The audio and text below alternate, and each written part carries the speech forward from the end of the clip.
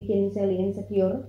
Gue kan pendek gitu, bahan lebucon gitu. Baju ini kayaknya kurang cocok gitu. Lebar badannya gitu ya, sama sih ya. Menurut Kak Joel menanggapi apa yang disampaikan sama teman-teman kita 3 orang tadi itu Dia gimana bisa sih? ini, bisa itu. Saya bilang, dia bisa itu tapi saya bisa banyak bacot. Itu dia.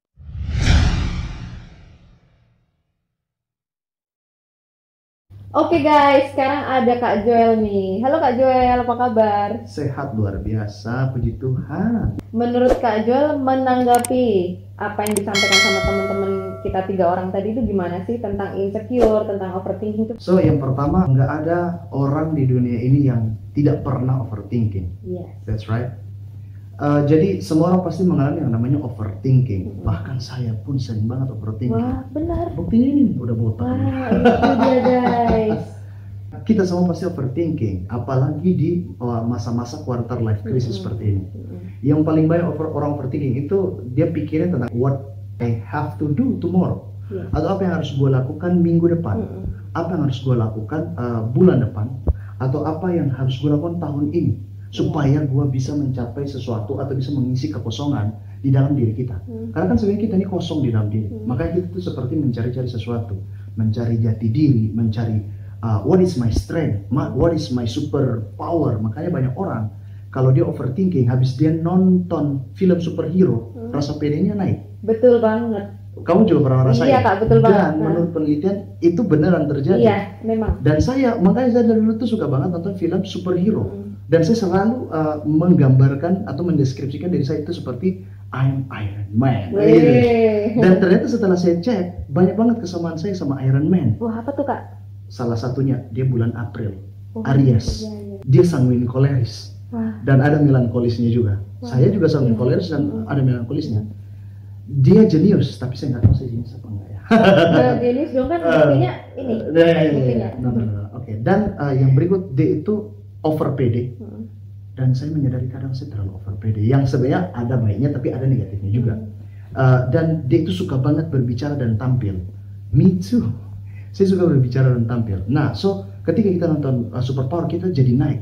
Oke. Nah sekarang yang bikin kita overthinking itu kan kebanyakan apalagi anak muda itu masalah quarter life crisis. Cara saya menangani overthinking sendiri itu adalah saya itu nulis goal kecil atau goal besar. What I want to be. Gue mau jadi apa nih? Berapa tahun yang akan datang atau berapa bulan yang akan datang? Gue mau menciptakan apa nih? Gitu, oke? What I want to create. Atau kira-kira gue mau ketemu siapa nih, orang hebat siapa nih? Gue mau nonton film apa nih? Habis ini gue bakalan beli buku apa nih? Gue mesti merencanakan apa? Karena bagaimanapun orang berhasil karena memiliki perencanaan yang baik. That's right. Orang yang berhasil dalam peperangan, sebuah kerajaan yang berhasil dalam peperangan juga itu karena mereka memiliki perencanaan yang kuat. Mereka memiliki penasehat atau mentor yang memiliki strategi yang bagus. Itulah yang membuat saya itu bisa mengurangi tingkat overstress dan overthinking saya. Gitu. Teman-teman boleh contoh nih apa yang Kak Joel bilang tadi supaya jadi motivasi kalian juga buat kalian yang nonton. Nah sekarang kalau yang insecure itu gimana Kak? Saya sering banget insecure. Tapi itu dulu sih, belakangan udah agak kurang. Kenapa? Sebenarnya insecure itu karena kita sering compare ourselves with another people. Is that right? Kita tuh sering membanding-bandingkan diri kita dengan orang lain. Dia fisiknya bagus, dia duitnya banyak, oke? Dia datang dari orang tua yang berada, dia punya privilege, dia apalagi dia good looking, very special and very beautiful, right? Dan dia tuh juara 1 di kelas contohnya, atau dia bisa apa gitu. Nah itu yang membuat kita itu compare diri kita dengan orang lain. Dan kita selalu ketika kita melihat ada orang yang bagus atau jago atau mereka itu bagus lah dalam satu hal, kita langsung melihat ke dalam diri kita, tapi kita lihat yang jelek-jeleknya. Kita lihat fisik kita, wah gue hitam, gue keriting, kok gue jerawatan, kok gue pendek ya gitu ya, kok gue nggak kayak yang lain. Nah, how I handle this one thing, selalu belajar untuk tanam di dalam pikiran kita bahwa I'm special, I'm very special.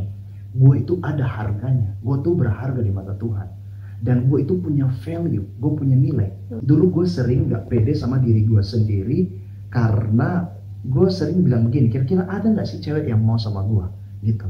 Tapi beberapa kali ketika gue PDKT dengan beberapa cewek yang mungkin ya mereka cantik dan dalam fisik kamu lihat sendiri, nggak ada ganteng-gantengnya ya. Jujur. Jujur. Dan gue selalu merasa gue ini kurang. Tapi yang membuat gue selalu percaya diri, mungkin orang bilang muka tebal atau over pede. Tapi karena saya sudah membentuk pola pikir saya atau mindset atau alam bawah sadar saya dibentuk dengan cara apa? Saya berpikir bahwa gue itu spesial. Gue selalu berpikir bahwa gue itu juga spesial. Gue punya privilege. Meskipun kita bukan datang dari orang tua yang kaya atau bangsawan, tapi kita tuh punya privilege-nya masing-masing. Terus kita punya value kita masing-masing. Contoh value, saya punya pegangan atau prinsip atau sesuatu yang gue percaya dalam hidup gue, rule dalam hidup gue. Dan yang berikut adalah saya punya pengalaman, dan pengalaman saya itu harganya mahal. Dan itu tidak dipunya oleh banyak orang. Banyak orang bisa mencapai sesuatu karena dia punya orang tua atau mungkin dia punya banyak duit. Tapi kita sudah melewati itu hanya karena pertolongan Tuhan. Dan kalau bukan karena Tuhan, mungkin kita itu sudah terjatuh dan terpuruk dan udah nggak tahu udah jadi apa gitu. Oke? Dan yang berikut adalah kita punya skill, kita punya strength. Yang dimana skill ini belum tentu orang lain punya.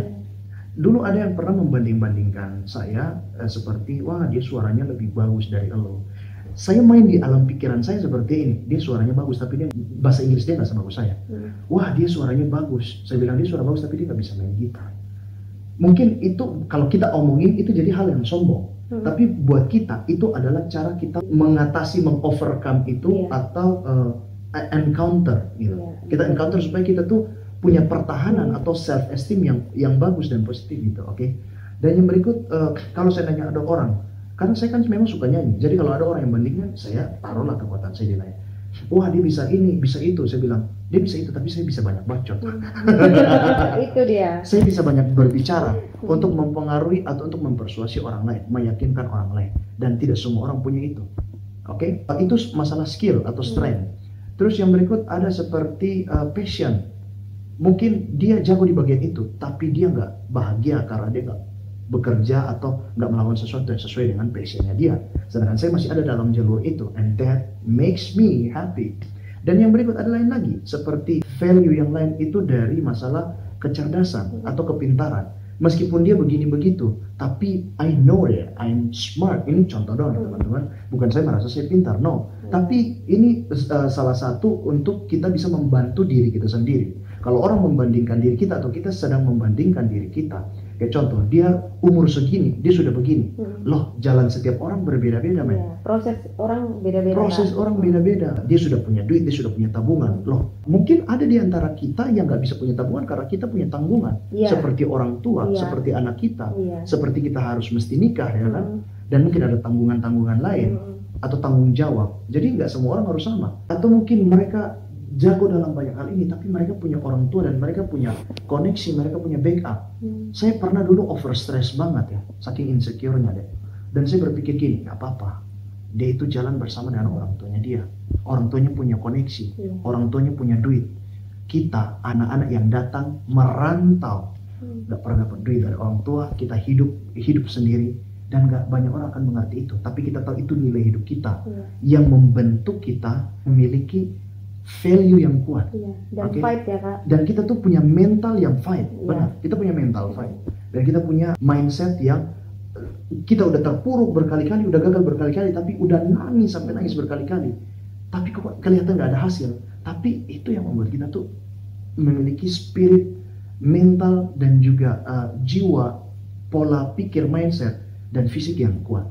Kita dan, jadi bisa lebih survive. Iya, betul. Jadi sekali lagi, apa sih yang membuat kita insecure berkali-kali kalau soal fisik? Cara atasinya gimana? Tadi saya cerita tentang cara saya menghadapi. Kali ini saya mungkin mau share sedikit ke teman-teman, yaitu dengan cara naikkan self value atau value dirinya teman-teman.